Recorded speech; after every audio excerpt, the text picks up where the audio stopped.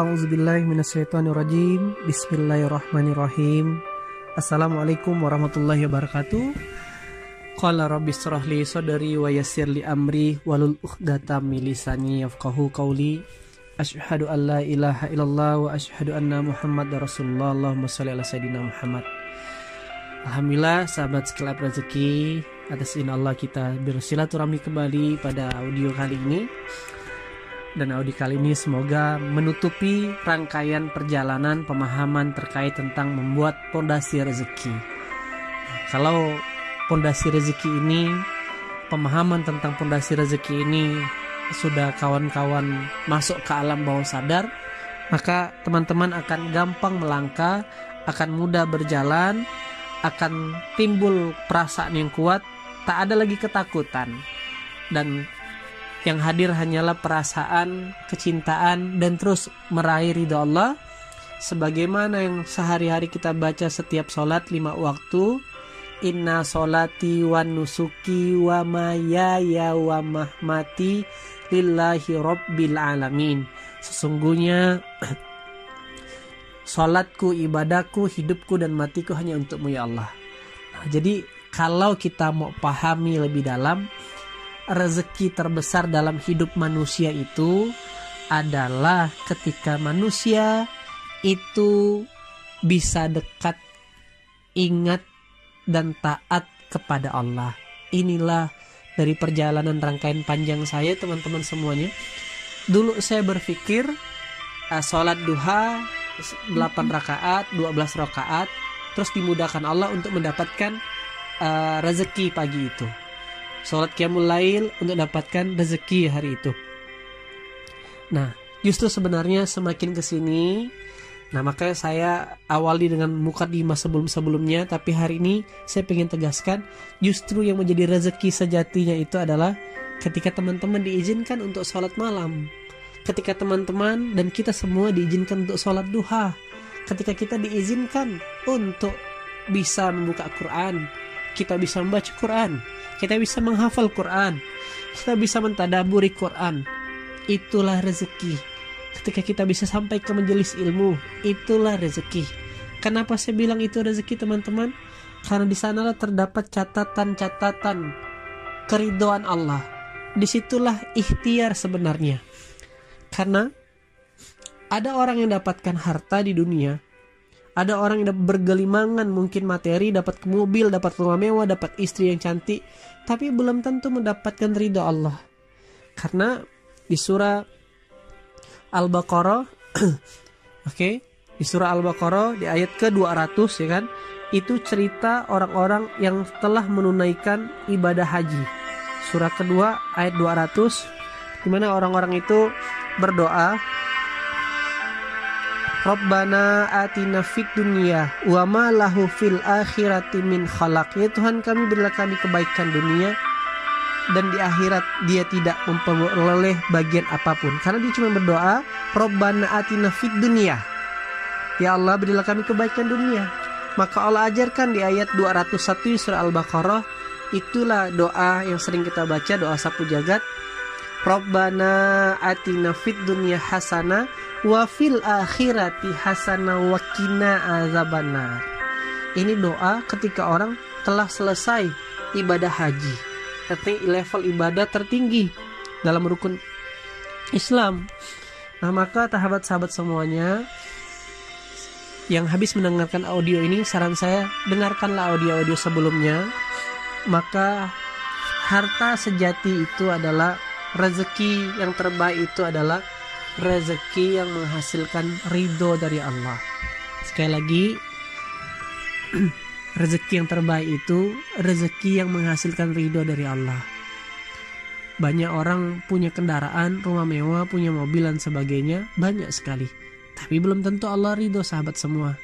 Tapi kalau kawan-kawan kejar dengan qiyamul lail, kejar sholat duha 5 waktu di tepat waktu, rajin bersedekah, rajin berbagi, majelis ilmu sering didatangi, sering buka Quran, biru walidain, puasa, insya Allah disitulah pintu-pintu ridho Allah. Senang bantu orang, disitulah pintu-pintu ridho Allah. Dan kalau Allah sudah ridho, maka cerita rumah, cerita mobil, cerita lunas hutang itu hanyalah bonus kawan-kawan. Itu adalah efek sampingnya. Nah maka kalau yang dikejar adalah yang punya semuanya, insya Allah yang lainnya ngikut. Nah ini yang pingin saya tegaskan ke teman-teman. Inilah yang disebut puncak rezeki. Nah sebelum saya berbicara tentang puncak rezeki ini, nah ada satu syarat untuk dapatkan puncak rezeki ini, yaitu puncak keimanan. Nah puncak keimanan itu gimana? Kawan-kawan lihat ya. Satu ketika seorang manusia hamba Allah yang bernama Nabiullah Ibrahim alaihissalam menikah sekian tahun tidak dikaruniai keturunan. Akhirnya hasil kompromi bersama istri disuruh menikah dengan istri yang tadinya menjadi tanda kutip membantu mereka pasangan ini, yaitu Bunda Hajar, Siti Hajar. Atas izin Allah dari Siti Hajar dikaruniai keturunan. Pada saat dikaruniai keturunan ini, justru sudah bertahun-tahun menunggu meminta keturunan. Begitu dapat kado dari Allah keturunan tadi, justru Nabi Ibrahim diperintahkan Allah untuk hijrah, meninggalkan anak keturunan dalam kondisi di padang tandus, di gurun pasir, tidak ada minuman, tidak ada air. Yang kalau zaman sekarang boro-boro ninggalin di gurun pasir, kita ninggalin anak istri di mall saja misalkan, atau di pasar, tetap teriak juga. Apalagi kalau ditinggalin nggak dilengkapi ATM kawan-kawan. Ini ninggalin anak istri di gurun pasir, itu kan masya Allah. Tapi apa yang terjadi saat itu? Karena posisi ada dua keajaiban waktu itu. Pertama, Nabi Ibrahim berdoa saat meninggalkan, dan itu tentunya dengan isak tangis yang luar biasa. Hanya saja mungkin Nabi Ibrahim tidak ingin menunjukkan, karena ketika itu Bunda Hajar, Siti Hajar mengatakan, kalau memang ini perintah Allah, aku ridho. Coba lihat ya. Nah akhirnya berjalan Nabi Ibrahim meninggalkan. Kalau kita bayangkan, kalau misalkan dalam visualisasi sebuah film, itu Ibrahim berjalan dengan langkah kaki, hati yang mungkin tercabik-cabik, kalau boleh dibilang, tapi demi ketaatan, akhirnya Nabi Ibrahim mengerjakan itu. Nah itulah rezeki kawan-kawan.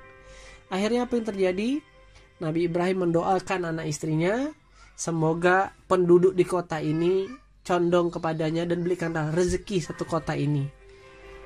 Nah, di waktu yang sama, Bunda Siti Hajar di waktu itu, karena tidak ada lagi pertolongan, yang dia cari adalah sebenarnya bukan air kawan-kawan, karena udah jelas di padang gurun pasir nggak ada mungkin air. Tapi sejatinya sa'inya Bunda Siti Hajar itu yang dicari adalah Allah. Maka di proses puncak keimanan ini, itu yang membuat Allah keluarkan keajaiban yang sangat tidak masuk akal, yaitu namanya air Zam-Zam. Nah, apa hikmah peristiwa yang pertama ini? Puncak keimanan menghasilkan puncak rezeki. Kenapa bisa terjadi demikian? Karena ketika seorang hamba tadi hanya fokus bergantung kepada Allah, Allahus Samad, ya kan? Hanya bergantung kepada Allah, tidak ada tempat yang lain. Disitulah terjadi puncak rezeki, keluar yang diinginkan, dan sampai hari ini kita bisa merasakan nikmatnya air Zam-Zam. Tidak hanya sampai di situ puncak rezeki itu, karena sudah sampai di puncak rezeki terus ini, di mana akhirnya kota Mekah menjadi kota transit pertemuan para saudagar, dan membuat para pedagang-pedagang itu menukarkan barang dagangannya dengan air, yang membuat Siti Hajar menjadi kaya waktu itu. Sekian belas tahun terpisah, membuat Nabi Ibrahim akhirnya pulang lagi, dan sudah banyak saudagar-saudagar kaya ingin mempersunting Siti Hajar, karena waktu itu tidak ada WhatsApp, tidak ada kepastian atas akad pernikahan kedua manusia istimewa ini. Nah, sampai akhirnya Siti Hajar tenar, kaya raya, Ibrahim pulang, dalam perantauannya, lumus, dekil, kucul, rambut panjang, gondrong, sebagainya. Akhirnya melihat, mendengar ada kabar wanita kaya dan sebagainya, dan ditemuinya itu adalah ternyata istrinya. Pertemuan tali kasih puncak kerinduan ini membuat sangat haru sekali. Kawan-kawan bisa bayangkan kalau itu terjadi dengan kehidupan kita. Ternyata bukan Allah namanya yang tidak akan menguji hambanya kembali. Maka Allah hadirkan puncak keimanan yang kedua. Begitu pulang, apa yang terjadi? Dapat turun perintah untuk menyembelih Ismail. Inilah puncak keimanan yang sangat spektakuler. Puncak keimanan di mana membuat musuh-musuh manusia, ya kan, laknatullah, itu akhirnya gempar untuk menggoda. Wahai Ibrahim, orang tua ayah macam apa kamu? Suami macam apa kamu? Masa anak yang ada baik-baik kamu disuruh bunuh? Tidak ngaruh godaan itu dengan Ibrahim. Dia goda lagi Hajar. Hajar, suami kamu tuh lihat. Suami apa itu? Suami tidak berperi kemanusiaan. Masa anak yang ada disuruh dipotong, disembelih, itu kan membunuh gak baik. Coba lihat ya, lihatlah perintah ini. Akhirnya tidak mempan juga, sampai Ismail pun digoda. Ismail sampai dibawa lah, kalau teman-teman sampai ke umroh, ya kan, akan melihat ada satu batu yang agak di puncak, itu tempat penyembelihan saat Nabi Ismail akan disembelih waktu itu. Sampailah atas izin Allah, yang sibuk justru gemparnya musuh-musuhnya manusia. Nah, akhirnya sampailah di puncak batu itu, disembelih Nabi Ismail. Begitu disembelih atas izin Allah, karena semuanya dilakukan dengan ketaatan. Kawan-kawan bisa bayangin ya, habis terpisah udahlah tadi baru lahir disuruh pergi, begitu mau ngelepas rindu, disuruh sembelih. Ya Allah, kalau tidak pakai iman, rasa-rasanya tidak mungkin untuk bisa percaya atas perintah ini, kawan-kawan. Akhirnya disembelihlah itu, dan ternyata atas izin Allah. Sembelihan itu berubah menjadi seekor domba. Dan disitulah awal sejarah kalau kita hari ini mendengar kalimat-kalimat takbir saat kita merayakan hari raya. Langit bergemuruh, semua malaikat memuji Ismail. Hebat engkau Ismail, luar biasa engkau Ismail, kami takjub.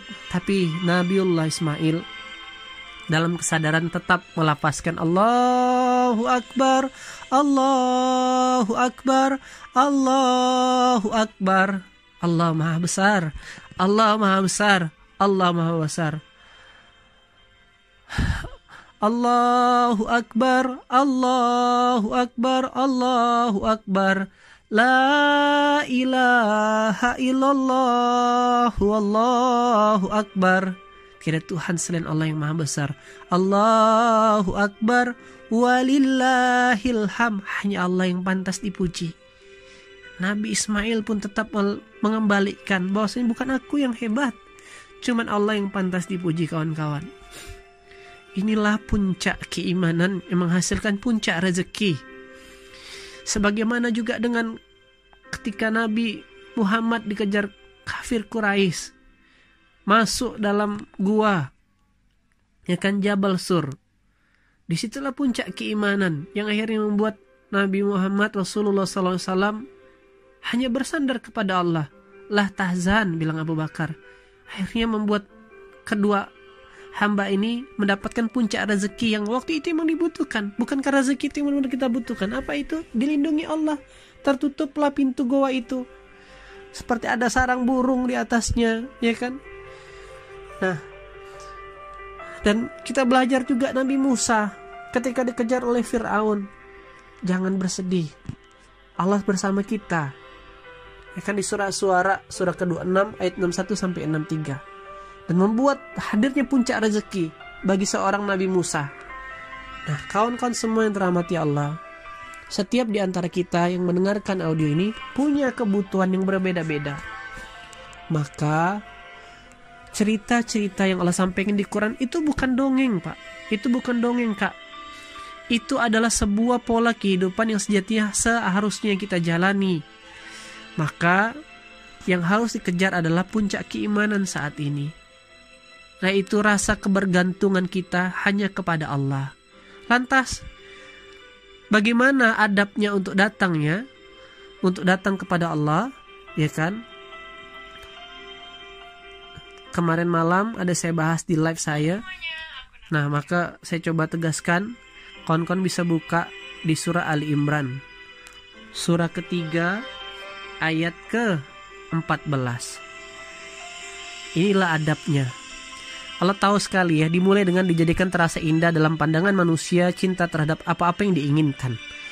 Cinta berupa perempuan-perempuan. Allah tahu kita sedang mengharapkan istri yang cantik, jodoh-jodoh yang terbaik.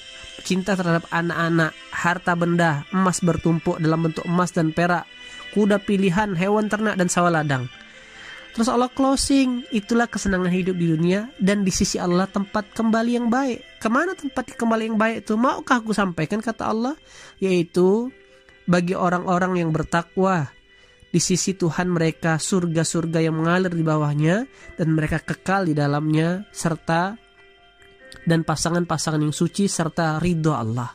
Dan Allah Maha melihat hamba-hambanya. Nah, siapa dia ini yang dapatkan bersama Allah, dapat ridho Allah, dapat surga-surganya Allah, dapat pasangan-pasangan yang suci ini? Kata Allah, yaitu orang-orang. Nah, ini step by stepnya di tahap pondasi ini menuju puncak keimanan ini, orang-orang yang berdoa, Rabbana innana amanna farfir lana, ya Tuhanku ya Allah, ya Tuhan kami benar-benar beriman. Zunubana wa qina adzabannar, maka ampunilah dosa kami dan lindungilah kami dari azab neraka. Maka langkah pertama untuk menuju puncak keimanan, datang kepada Allah dengan deklarasi, iya ya Allah, hanya Engkau zat yang mampu memberikan sebuah pertolongan, menghadirkan sebuah perubahan ya Allah. Hamba percaya dan yakin seyakin-yakinnya tidak ada zat yang lain selain Engkau, dan maafkan hamba yang selama ini bergantung hanya kepada makhluk-Mu ya Allah. Dan sampaikan kan setelah kita deklarasi beriman, maka step nomor 2-nya adalah hamba minta maaf ya Allah, ampunilah kami dari dosa-dosa kami. Nah, karena puncak keimanan tidak akan mungkin sampai ketika masih ada sekat, masih ada batas, masih ada tameng hubungan kita kepada Allah, buah hasil dari maksiat. Sebagaimana kita mungkin dengan hubungan kita dengan tetangga kita, nggak akan mungkin kita tetangga mungkin respect, senyum baik sama kita kalau kita mungkin masih punya persoalan yang belum kita selesaikan dan kita tidak mendeklarasikan kata maaf. Tiba-tiba kucuk-kucuk langsung mau pinjam, minta tolong atau apa, nggak mungkin. Nah, maka sejatinya kita ini yang amat sangat berpotensi bersalah, karena dalam perjalanan kita menuju Allah, menuju perbaikan ini, kita punya musuh yang tidak tampak, yang sebagaimana Nabi Adam yang tadi nggak neko-neko pun tergoda juga, karena memang begitulah Allah hadirkan peta permainan dunia ini. Maka sejatinya kita ini makhluk yang amat sangat berdosa, kawan-kawan. Maka untuk sampai puncak keimanan ini, mulailah dengan deklarasi hamba beriman ya Allah, dan hamba minta ampun ya Allah. Lanjutkan ayat 17-nya. Siapa itu orang-orang yang tadi yang dapat hadiah di ayat 16 surga, yang dapatkan puncak rezeki ini? Yaitu orang yang sabar, orang yang benar, yang taat, dan menginfakkan hartanya, dan dikunci lagi, yang memohon ampun sebelum waktu fajar. Ini Allah yang ajarkan di Quran, sahabat semua, di surah Ali Imran, surah ke-14 ayat ke-17. Nah, maka kejarlah puncak keimanan teman-teman. Rezekinya insya Allah akan datangkan. Itu kenapa kata Allah udah sangat jelas sekali. Wa may yattaqillaha yaj'al lahu makhraja. Bertakwalah kepada Allah, nanti Allah akan bukakan jalan-jalan keluar. Udah.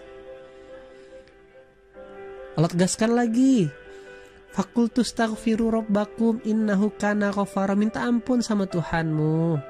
Nah, yursilis sama alaikum midrar, nanti diturunkan hujan yang lebat.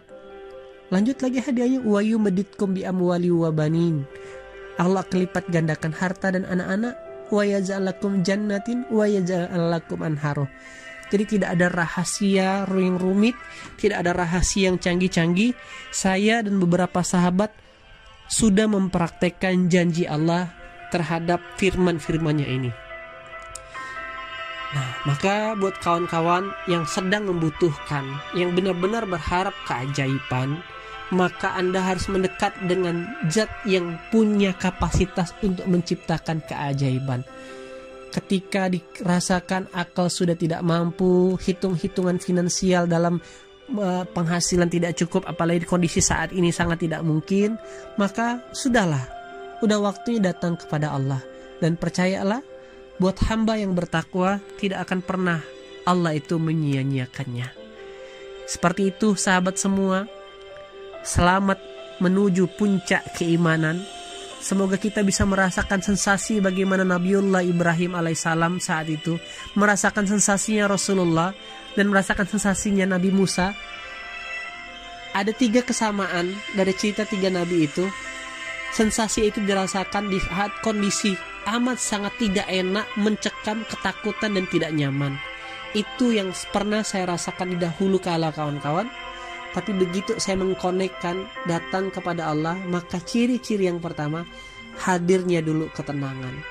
Ketika ketenangan itu hadir, maka insya Allah. Jadi sahabat semuanya, rezeki yang sesungguhnya adalah rezeki yang dihadiahkan dari Allah ketika kita mampu mendekatkan diri kepada Allah. Rezeki ketika kita mampu bisa bangun tengah malam, saya pun masih berjuang. Rezeki ketika kita mampu menghafal Quran, itulah rezeki. Karena sejatinya harta, perempuan, anak-anak, kuda pilat, emas perak itu bonus. Tapi kalau kita hanya ngejar bonusnya, kita nggak dapat pokoknya, yaitu ridhanya Allah yang nantinya punya hubungan, yang punya bobot nilai untuk surganya kita. Semoga ini memantapkan kawan-kawan untuk meraih dan mengejar rezeki sesungguhnya. Selamat menuju puncak keimanan. Saya berdoa semoga kita semuanya paham dan semakin jelas, karena sudah banyak contoh-contohnya. Sekarang persoalannya bukan mau atau tidak mau, bisa atau tidak bisa, kita percaya atau tidak. Kalau kita beriman dan percaya, maka kita akan mau mengerjakannya. Dan hanya orang-orang yang beriman dan bertakwa yang memahami ini. Semoga yang mendengarkan ini adalah orang-orang yang beriman dan bertakwa. Selamat menuju puncak keimanan dan selamat menuju puncak rezeki yang lebih datang dari Allah, yang kurang dari saya. Wassalamualaikum warahmatullahi wabarakatuh.